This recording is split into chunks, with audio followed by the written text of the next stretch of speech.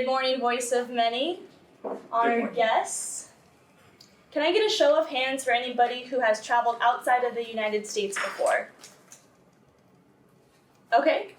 How about a show of hands for anybody that's traveled to Israel? Not that many people.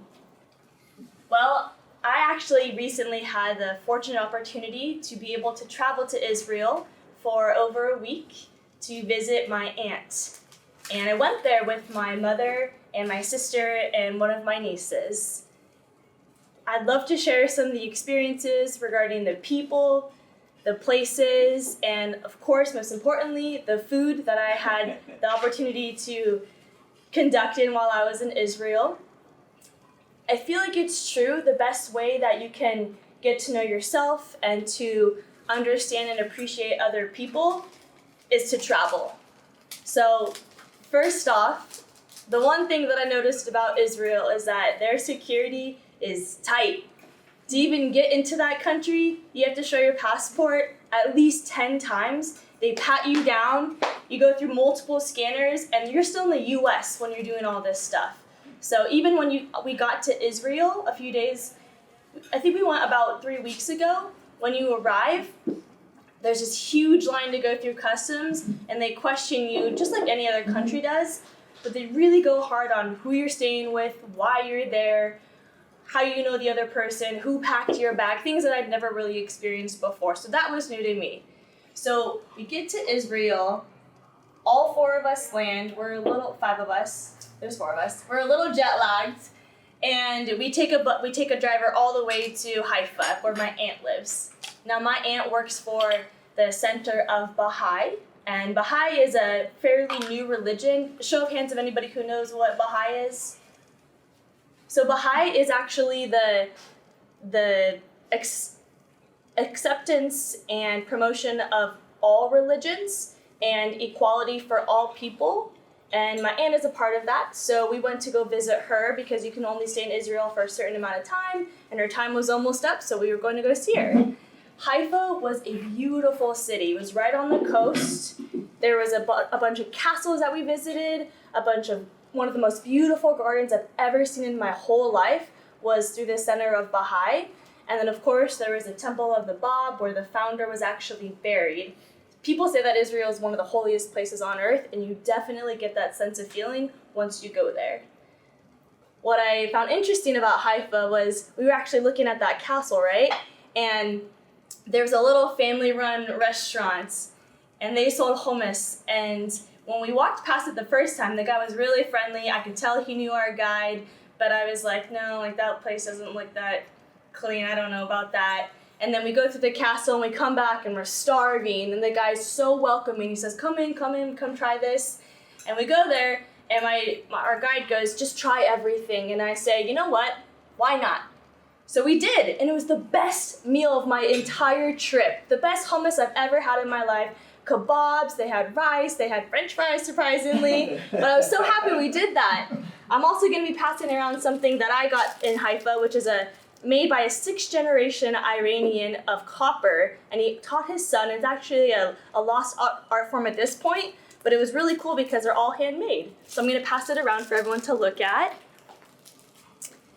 After Haifa, we went to the Sea of Galilee, and that is where Jesus had turned the feeding of 5,000 or 3,000, where he turned 5 fish and 2 loaves of bread into feeding hundreds and thousands of people. So that was really cool to see that beautiful sea. There was vineyards everywhere. There was churches everywhere. We went to one church where 2 popes actually went, so it felt pretty holy and very quiet. The nuns made sure you were quiet. I loved that part because you could just feel the culture there and the respect that everybody had for, even if you weren't that religion, everybody was very, very respectful in that area. After the Sea of Galilee, we went to the Dead Sea, and I loved the Dead Sea. When we got there, it was freezing. So you think that once you get there, you're gonna go float into some water where we went in there, and you can sit down like this and read a book. Like, that's how salty it is. It's one of the saltiest places on earth, and it's one of the lowest places on earth. And so I found it so crazy that we could just sit there, or you can lay on your chest and you'll just sit there and float. So that was really interesting. When somebody asked me if I wanted to go in the water and it was freezing cold outside, guess what I said? Yes. Why not? I also had the opportunity to climb what's called Masada, which is really historical. It's actually this place in by the Sea of Galilee where some Jews, 73 AD, were held up. They were attacked by the Romans, and instead of being enslaved by the Romans, they actually committed suicide because they thought that it's better to die free than to live enslaved. And that was a really, really awesome place that I got to see. I also experienced what they used to use back in the day, which are these little oil lamps. Byzantine Empire time period, thousands of years ago, and I bought one. So I'll pass that one along too so you guys can check it out.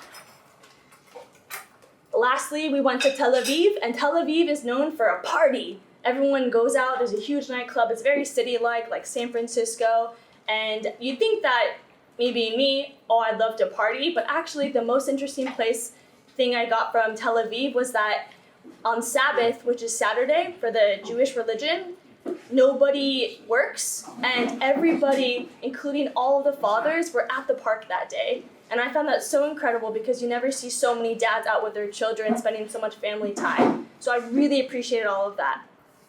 All in all, the 3 biggest things I took away from my trip were, number 1, respect everybody. You don't know where they come from. You don't know what religion they are, if they're Muslim, if they're Jewish, if they're Christian. But you go to this country, you see all these beautiful places, and you think, hey, this is pretty cool, and I don't know where you're coming from, but I respect you. I think everybody should feel like that. Number 2, if you don't know what you're gonna do or how that's gonna taste or what you're gonna see that day, just ask yourself, why not? Number 3, if you have a trip to take a family trip to Israel, you should do it because that was my favorite part of the trip of all, was to spend time with my family.